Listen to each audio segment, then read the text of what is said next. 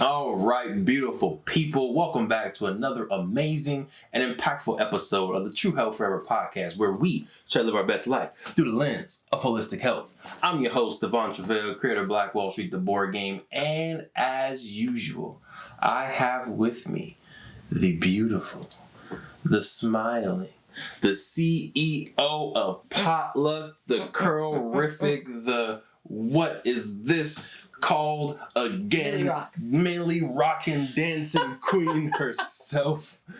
Please introduce yourself. What's up, party people? My name is Sinclair, aka the Health Nerd. And feels like it's been a while since we've been here doing Together. That intro. Right. Yeah. It has been a while. I feel like last episode it was you solo, and then before that it was me solo. So it's like, hey, we finally got the 1-2 combo. Yeah. We got the dream team back together on the court. Kobe and Shaq. I really hope y'all are watching the video because the amount of hype that was going on right there was great. If you're just listening, you can hopefully feel the energy, but definitely head over to YouTube and watch the video. But as usual, let's get to a nice little check-in. And this will be our first unified check-in in a while as well. But Queen, beautiful, galactic warrior, how are you doing? Got something in my house. I see that, yeah. Doing overall pretty well. I did get a promotion at my job. Big poppin'. Yeah. I feel like you're the only person in the world to get stressed about a promotion. Yeah, it's just not even gonna go down that rabbit hole. It's stressful. It has been stressful. Sorry, Queen. Thanks. But yeah, I mean, it's cool. I got my own office. Hey, I've never had just my own sitting office. Stressing. Besides this one. So yeah, that part's cool. But overall, it's been a stressful couple of weeks. So I am happy to have the weekend. These weekends, I'm like, yes, come weekend, come on. So I'm good overall. Just enjoying the weekend, a little bit of time off. Off the day job, still putting in the work for Potluck. Potluck, we got some new chefs in the pipeline. Let's go. Millie rocking on the all that. Excited about that. Potluck is coming along. We have the grand opening for Dessert Divas, Desserts and Dinners in Moreno Valley, California. By the time it comes out, the grand opening would have happened already, but right? Because it comes out. Yeah. So we just had the grand opening, which went well. I'm just going to speak it into existence. Yes, it did. I mean, her soft opening went phenomenally well. Yeah. I'm not going to put her numbers out there like that, but it was profitable. It was good. So if we get even, I think, half the energy that she got on the soft opening, on the grand opening, it's going to be solid. Yep. But yeah, exciting. So we got that coming up, and then, a couple of the chefs in the pipeline working on getting their kitchens permitted so that we can get them officially on the app. So that's exciting. Just finished my... dang it, I wish I had the book so I could show it. Just finished launching the official smoothie book that I probably talked about a very long time ago on this podcast. You want me to go get your book, Queen? That's okay. Okay. Next time. It's a smoothie book that I've been working on for a very long time. That she has. It was a project that was started and stopped probably 3 different times, but I persisted and got it done. And so it is now available on the True Health Forever website, True Health Forever. 7 smoothies to live your best life. I feel like I'm talking a lot, but... Hey, no, keep going. Okay. Keep going.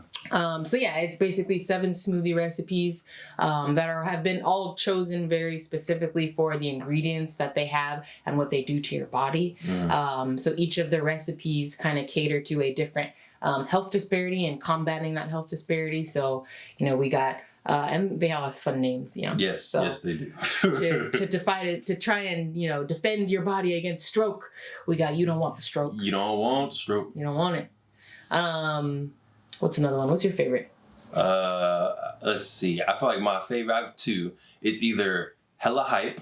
Yeah. Just because I feel like, hey man, shout out to the Bay Area. That's just energizing one to fight fatigue. Hella hype. And then, I mean, the F cancer, or the F cancer is always a good one. Because Yeah, F it. F it. So yeah, we got a cancer fighting smoothie up in there. Got your turmeric and good stuff, ginger and good things for fighting off cancer. So, yeah, it's a fun book. It's not too long. It's nice and short, succinct. Get you those good recipes and the research that I did along with the recipe. I put the research in there because to me, to give you the recipe is almost just giving you a disservice if you don't really know what's happening in your body. So I put the research that I did, put that in there as well so that you can learn more about your body and what's going on inside. Right. So definitely encourage y'all, definitely use the smoothie and the recipes, but please take a little bit extra time, read through that research. You can really get the understanding of it and empower yourself, take control of your health. We are a health education promotion type company. So like the Queen said, we wanted to make sure we went that extra level in providing the information.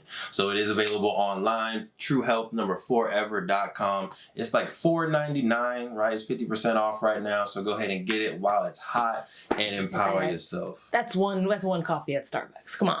Right. All right. Go ahead and get it. Shout out to, I know Javon already bought one. Yes. Your mom, TC already bought one. TC so first sale. Shout out. Yeah, TC right, number one. Shout out. Much love. So yeah, family, go ahead, get it. We appreciate y'all. Go ahead, keep going. You're on a good roll there. I think that's pretty much it. Yeah. The only thing that you didn't say is we did have some good potluck videos made. So we'll give them a shout out because it's all love now. Back to back cinema. Much love. Thank y'all for coming on out and doing that first round of videos for us. Pretty good videos. Oh, yeah. We're liking it. We'll probably go use them in the future. So like the fact that Potluck is introducing us to new people, new business partnerships. So yeah, that's dope too. Y'all are going to see the Potluck videos later on for sure. All right. How you doing, King? I'm doing good. I'm going to ask you to grab those for me in a second. So if you can, there we go. So since last time I gone on here, we did the Boys and Girls Club interview, which went pretty well with Keystone. Shout out to Lisa, Teresa, the whole Boys and Girls Club team that helped put that together. Much love. The big push that we've been doing for the past month. I mean, it's been longer than that, but like real heavy, concentrated energy month is working on the new edition of Black Wall Street, the board game. So I'm gonna flex the old edition first, just so if this is your first time ever hearing about it, you can see the difference, and then we'll flex the second or the third edition that's coming out. So this right here is the second edition of the game. If you're watching on YouTube, if you're not watching on YouTube, you're just listening, we appreciate you. Head over, watch the visuals. But we're going through the second edition of Black Wall Street, the board game. Nice white box with 2 yellow stripes on it. The back, we have a nice kind of timeline on what happened and how Black Wall Street really got built and just some notable history along the way. But this second or third edition that's coming out this year, 2021, which is the 100th year anniversary or remembrance date of the bombing of Tulsa's Black Wall Street. So we wanted to make sure we did something phenomenal. We wanted to make sure we did something that paid respect and legacy to the 100 years and, elevates our game a little bit. So elevates our game. You know what I'm talking about. So Queen, if you can please hold up the 2021 edition. The Masterpiece Edition. Go ahead. Yes. So again, if you're listening, definitely head to the True Health Forever YouTube so you can see the visuals. But there's just like some nice gold accents all around. We got the black board just to stand out a little bit, be different. And this edition is called the Masterpiece Edition because we have commissioned art from people literally all over the nation to be added to this board. The main one that is kind of highlighted on the board is a portrait of O.W. Gurley. No, a portrait that was done by O.W. or not done by O.W. Gurley. It was done by, that would be crazy. It was done by T.J. Taylor. Shout out to my brother, T.J. Taylor. But it's of O.W. Gurley, who's the founder and visionary behind Tulsa's Black Wall Street. But other than that, we have like 16 other custom pieces done for the Masterpiece Edition, and they're all going to be around the board. They're going to be in the rule book. So yeah, it's going to be fire. It's a masterpiece. It is a masterpiece. It's going to be amazing. So, it's not going to come out till June. We're just teasing you with it right now. This is the first sample that we got, but we still got, a few things that we need to do to make it a true masterpiece. So y'all stay tuned for that. Have some interesting partnerships in the works. I feel like we always say that each time, but each time there's always new partnerships. One potentially coming from Lisa, who connected me with somebody. Again, much love, Lisa. We appreciate you. We're going to see what happens with that. Have a interesting experience that we're creating with another Black-owned company that does like Black history tours. And we're basically working with them and another group to digitize their tour. So I don't want to get into too much stuff, but our role is how can we gamify the tour? How can we make it more kind of fun and interactive in a virtual space? So excited to be a part of that kind of transformation. And I almost forgot. Shout out to everyone who came through. This whole episode might just be updates. I don't know what's happening. But shout out to everyone who came through our first virtual event for IMI. Yes, Institute of Melanated Innovation. I know that may come out of left field for folks that are new to this, but it's been a journey or a vision of ours for a while now to have a nonprofit, a 501(c) company, to do a lot of the research and education that we're passionate about, but don't have maybe the funding to be able to do it all for free. Mm-hmm. Now being able to have this nonprofit, still not doing it all for free, but allows us to reduce the price point a little bit better because we can get donations, we can get grants and all of that. So had our first event. Shout out to Penny who came through, Rosie came through, my dad who's a board member came through, Carmelita, shout out to you, thanks for coming through, and I know you listen too, so much love. Carmelita for sure listens. She for sure listens. Yes, she's like, I like this episode. I was like, oh, come on, queen. Grandy, I know you're listening. You didn't come to IMI, but it's all good. I still love you. But shout out to everyone. Believe now what you said at first. Right. She's gonna be at the next one. She is. But yeah, it's been a long time coming. We still have a long vision of what IMI is going to do. But the fact that we were just able to launch, get some people in a room, get the vibe going, and now 10 people know that IMI is real, and it just makes it that much more real. So if you're out there, you got a long standing dream, and you're just waiting for the right moment. Pull the trigger, jump, leap, fly, do what you got to do, but believe in yourself and go ahead and just do a soft launch with a small group of people, do a soft launch with some family and friends just to make it real, all right? Yep. Woo, all right, that was a lot of updates.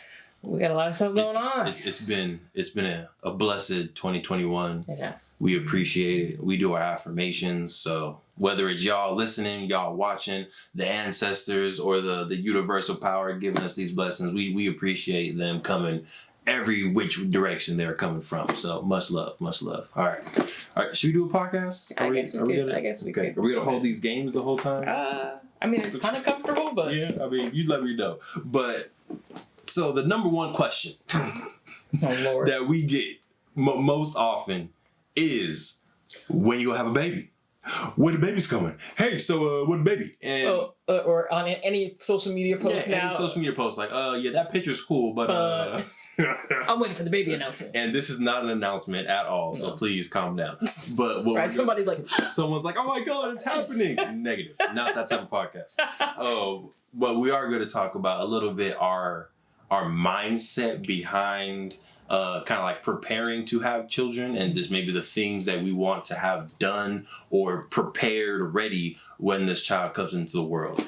And obviously there's no like perfect planning, right? Like whenever you get blessed with a child, you get blessed with a child, but there are just some things that we are hoping to have done before it comes, right? So this could be a nice little venting session, nice little kind of conversation about it. And yeah, you ready, Queen?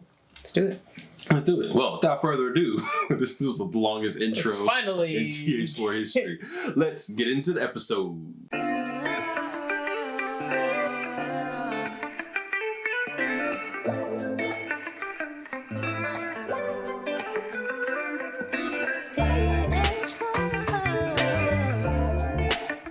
some things never change. Still hitting that road. Uncle Rusty on that, you know what I'm saying? Ooh, yes. Yeah. So, I'm not sure exactly where to start, where to open it up, but I was thinking, just talking through kind of the mindset on individually or as a unit, why we haven't had a kid yet. Right? 'Cause I think some people are like, oh, y'all been together for almost 10 years, like together, been married for a solid year and some little bit of change, right? So how, like, what are y'all waiting for? So for you, go ahead, Queen. Mindset, hit us with it. I know my personality is just like, I feel like I'm going to be one of those people who's never truly ready for kids. It just happened and then you figure it out along the way. Because my personality is like, I like to research. I like to have everything ready. So if it was up to me, we probably wouldn't have kids until I was no longer able to have them. Interesting. So that's why it's definitely like, I've never been in a rush, to have kids. But I've always wanted them. But definitely, want to feel like I'm prepared. Lord knows when that day will come. I feel like every parent, everybody I talk to, they're just like, you never actually feel prepared. You just figure out along the way, it happens. So I feel like just with my mindset, I feel like I'm always going to feel like I need to do something else, or there's something else I want to do, or I'm not ready. So I feel like that's just my mindset. So I feel like my answer now in terms of feeling like I'm not ready will probably not change a year from now. It's just, I don't know. It's just this feeling of like, oh, your whole life is going to change. Like that just sounds so intimidating. So I feel like I have done very little research up until this point into like childbirth. So that's something that I would want to do.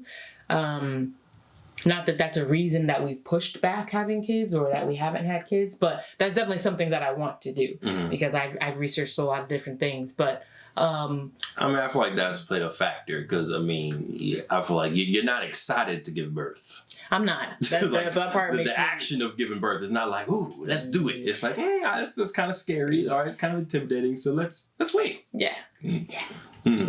So my mindset, and this is, kind of diving deep a little bit. No judgment to the people who think I'm judging them in this conversation.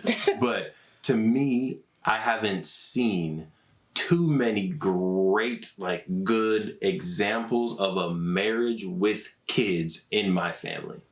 So I feel like, again, no disrespect to people in my family. I know we got people listening, but a lot of the models, right, they haven't stayed together after the kids. So for me, when I'm looking at that, I'm obviously not blaming the kids because, I'm one of the kids. Right. So I'm not blaming the kids per se, but I'm saying we need to, or I want us to be prepared, ready when this child comes into the situation, like everything or the ducks are in a row as best as possible so that it doesn't impact the amazing marriage. It doesn't impact, the time. And I know it's going to, but I think the more that you can prepare for it, the more you can be ready for it, which in my head makes perfect sense. It does. And a lot of the other folks, I feel like kids were just happening, right? And again, no disrespect to anyone, kids are just happening. But when I'm seeing it, what happens 20 years after that, I'm just like, okay, well, how can I be in more control? What can I do different to make sure that our marriage stays good, that our kids are good, and that everything is just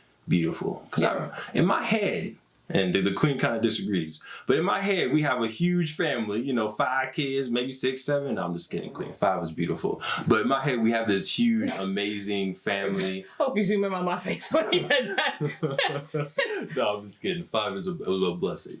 But in my head, we have this beautiful family. We're all in one home. We have our, vacation home that we go to. Sometimes we talked about going certain places for Christmas. We have our certain traditions that we do. We're all in our kitchen, all 5 of us cooking, little Kendry and little Delton Jr. got stuff on their face from cooking. I just see an amazing, happy, beautiful, melanated family. And I want to make sure that we have everything set up to where that vision that I have in my head can at least remotely come true. Right. So I feel like that's where my hesitation for having it right now happens. Plus, I feel like we have run across a few, friends or who have had blessed with children before that, there was necessarily planned. Right. And, most of the time their advice is, like, go ahead and wait. It's a blessing. It is everything. But, we could have used a little bit more time, with us before we had the kids. So right. I think it's also just keeping that advice that we keep hearing in mind, for ourselves. Right. Yeah. And I feel like, to add on to your point, I feel like my best example of, a family that has stayed together, that has kids, are my parents. And they, to your point, waited some time. So I think my mom was she 30? I never put that two and two together. I didn't know they waited that long. Yeah. So she was between 28 and 30 when she had me. I want to say 30. And then TC 2 years later. So they waited. And, that seems to have worked out. So I feel like, to your point, it seems like whether we realize, whether it's conscious or unconscious, I feel like that's what we're both kind of striving for. Is like, all right, you get married, you wait a little bit, and then you have kids. Like, that's probably the best way to do it. All right. Again, no disrespect to people that didn't do it that way. We're just saying how we're trying to do it in our ideal situation. And best for us, right? When we say the best, we're talking about for us. Right. Now, I know there's a few, we're transitioning a little bit, right? I know there's a few things that you want to accomplish or have done, set up before this amazing series of blessings comes into our life. So do you want to go first? Or do you want me to go first through like just the high level thing that you just want done before we have kids? Go ahead. I can go? Yeah. Okay. So I feel like my number one top priority before we have kids is what? To be working. Go, so say it with your chest. Say it with your chest now. To be working for yourself. Boom. And it's not me working for myself. It's really to free the queen. Number one goal is to free the queen. And the reason for that is I feel like I've seen this in my mom and how she was amazing in being able to work her full-time job. She was working a part-time job, saving up, and while pregnant, and then also a little bit afterwards. But it was a lot to do at once. Very stressful. And I feel like for me, if I can have a little bit of foresight, knowing, okay, this may happen if you have to keep working full time. So how can we not make that the future? Let's make this the future. We're trying to do all this hustling now, and we have these streams of income now. We got Potluck, we got Black Wall Street, we got TH4, you're going to have health coaching, all so that when we have a child, you don't need to deal with the stress of a 9-to-5. And y'all heard at the beginning, she's already stressed and she got a promotion.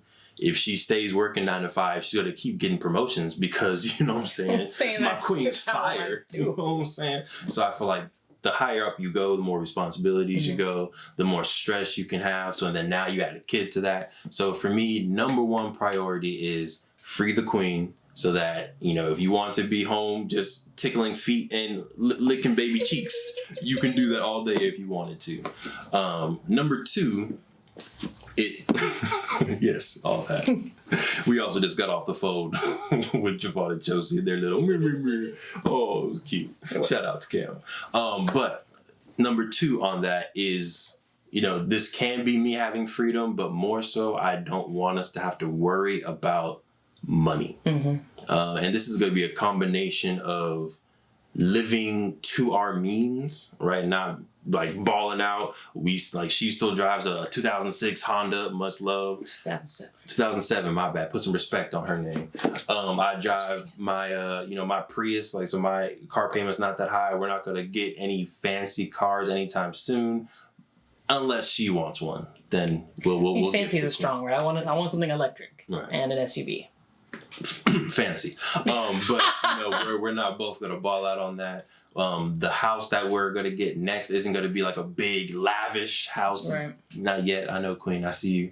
But I feel like we live pretty good within our means now in order to save again for that future when we have that child. So I don't want us to be stressed about money. I want you to be able to work from home. I want myself eventually to be able to work from home so I can be there with the kid. So those are my main things that I want when the kid's here. Yeah. Now, before we have the child, I just want to travel as much as possible And I feel like this may sound different, but like self-discover as much as possible. Like we had a great conversation on the couch earlier today. Had a great conversation with my sister yesterday. So I feel like just the more dope conversations we can have, the more we can learn about each other and how we can support each other in this marriage. I just want to have like as solid as a foundation in knowing myself and in knowing us. Right. Before this amazing chocolate goodness comes into the picture. Yeah.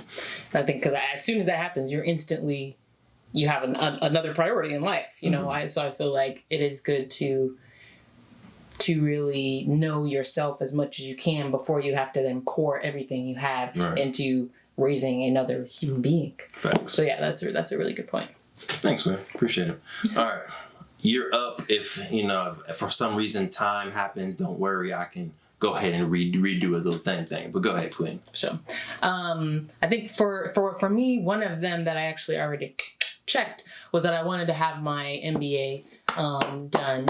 And so I will never forget the conversation that I was having with another kind of younger coworker at the time. And they were just like, you need to get, like, if you want a master's degree, you need to get it now. And this was like within the first year I was with it in the industry, with the organization. She was like, oh no, they have the tuition reimbursement. Like, you need to get it now.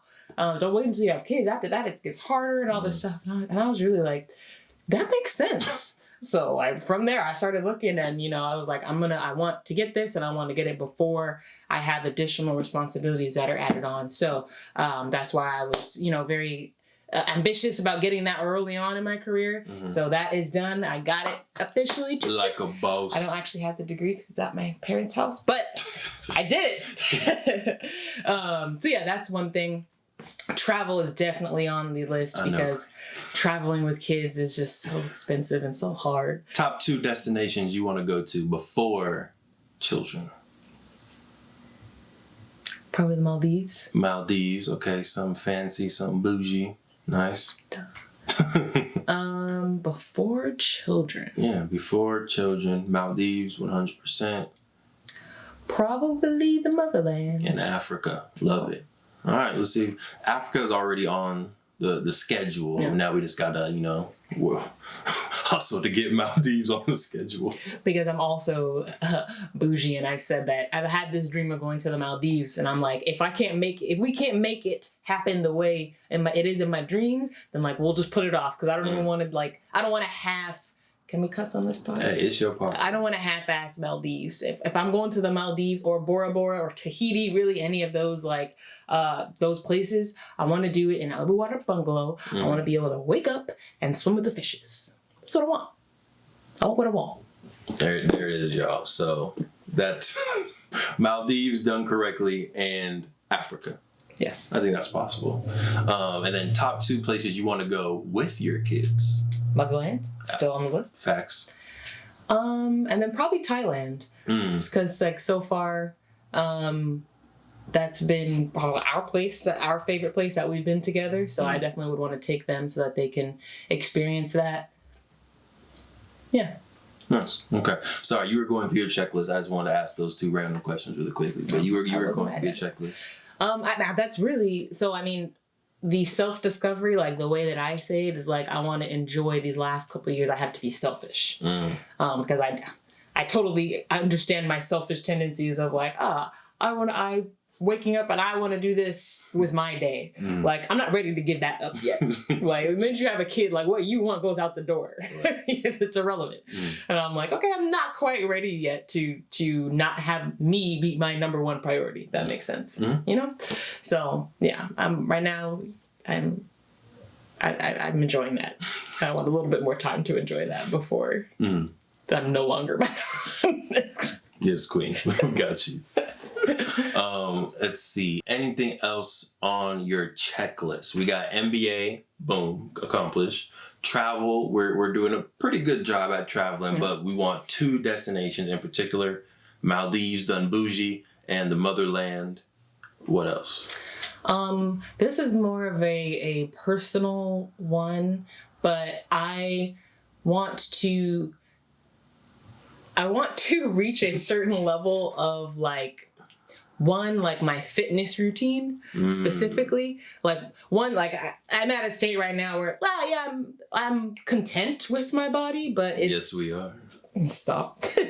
Oh, my But bad. I haven't necessarily reached like my goal body that I want to achieve. And I want to do that before kids. Because I think after kids, it's much harder to reach something you never attained before then, if that makes sense. Yeah. I feel like if you have reached it, then it's just, I got to get back to that. I've already done it once. Now I just need to do it again. And, you know, you're already in the muscle routine again. I want to be more focused on the routine. I want to get into a space where I am consistently, you know, working out, consistently doing my mobility training specifically, because I feel like that's going to be... It's not mobility training. It's ninja warrior training. That too. Specifically with that, because I feel like that stuff will help with pregnancy, all the different positions you got to be in. What? All types of different positions? Aren't you just in one position when you're giving birth? There are many different positions to give birth in. I mean, there's a standard one where you're on your back and your knees are up, right? But, I mean, you mentioned doggy style the other day, that I've read things that said that's the best position. That's the best? Huh. There are different studies. You can find a different study to read to basically say whatever you want. I heard it's best to give birth in water. Yes. So, like, you're in a pool of water. I think I may have heard this from Mika. You're in a pool of water and then it's... Because that's as close to the environment they're already in. So they come out and it's not so different. You know, it's kind of a like easing them into the world. The stress. Bit. Yeah. Gotcha. But yeah, I want to have a really good, consistent fitness routine down so that afterwards I can, I'm not trying to like snap back or like, I'm not necessarily into that, but afterwards I can gradually get back to, you know, the body or a similar body. I know my body's going to be changed forever, but I can at least get back to, you know, something similar to what I'm used to. Just because, yeah, I know that once you have a child, life gets crazy, you have less time for yourself. So I want to make sure that I am getting into the habit where I do wake up and I give myself that time so that even when I have a child, it's just about finding that time, but I'm in the muscle memory of already knowing that I give myself some me time to do my little routine, even if I got to do it with the baby in my arms. Oh yeah, I'm 100% working out with this child. Yeah. What? So that's one other thing that I'd like to do. I'd like to reach my goal before I have a child. Gotcha. Okay. And, you know, we'll talk about the goals later on. That can be a whole different podcast episode or just discussion. But yeah, I think I also want to...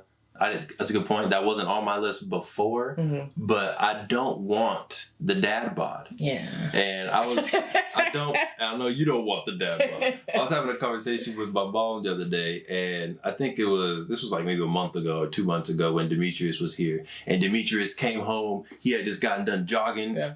He had his shirt off because he just got back from college. Demetrius, my little brother, he got a little six pack now. So he came through. That's what he said. He said once he got a six pack, he was not wearing a shirt. And he stayed pretty true to that. He came in the house, and then we were all like, okay, Demetrius, we see you. And then my mom was like, you know what, Devon, you've always been in shape too. So like, it's going to be a shock like that one day where you come home and it's like, you're not in shape anymore. And I was like, dang, you're right. I didn't think about that. Let me go ahead and make sure I stay in shape. So long story short, I feel like I'm going to be doing body weight squats with my baby in my arms, body weight squats with my baby on my back, doing walks and lunges with the baby on my back, curl the baby. You know, just how can you curl the baby? Just curling the baby one-handed, two-handed when they get older. Yes, just like how can you? Yeah, basically, I just want to, as best as I can, stay in shape, and I feel like my strategy for that is going to be because you have the baby time and you have the workout time, but your time is limited, right? So how can you blend these two together? So I'm just gonna be working out with my baby, basically. Baby curls, baby squats, baby jogging, baby lunges, baby belly rock, baby dancing, baby rapping, baby clapping. Hey. All right, let me stop. But yeah, long story short, just trying to use the time as efficiently as possible to still stay in shape, but to still know that this baby feels loved and they'll know my voice. And when you're pregnant, I'm gonna be reading and talking to them and saying, I want to create a family creed. I'm getting off topic now. But I want to create a family creed and then be able to repeat that family creed maybe every night, every day to the baby, one, so that they are hearing these affirming words, but then they also just start to know our voices. I feel like I already know, we talked about this before, like how the kids are going to love you, but specifically, especially the first child is probably going to love you. I know that even more now because I'm thinking like the child in the womb, your voice is so deep. They're going to instantly recognize it like, as soon as they come out. It's going to be like, oh yeah, I know that. I know that vibration. That vibration. Yeah. Right. They're going to be like, oh, that's Dad. So like, I talk so quietly. I'm going to have to be like, hey! Oh goodness. I'm so sorry that y'all had to hear that loudness. So yeah, I know this is kind of taking a few turns, right? We started talking about what we want to do before we have a baby, and then now we're talking about what we're going to do after we have a baby and during. Long story short, we're excited, right? We are excited, just don't want them to come like right now, but when they do come, it's going to be an amazing blessing regardless whether we're ready or we're not ready. Like, we're going to be happy for them. Yeah. But Queen, any kind of this last rounding thought you have about preparing to have the amazing blessing? No, I mean, I feel like it's like as the months or years or whatever go by, I feel the excitement outweigh the like anxiousness a little bit, or like nervousness about having children. So I feel like that means I myself am becoming a little more ready. But yeah, I think still not there. But yeah, still I think becoming more ready and more accepting of like, wow, yep, gonna be a mom soon.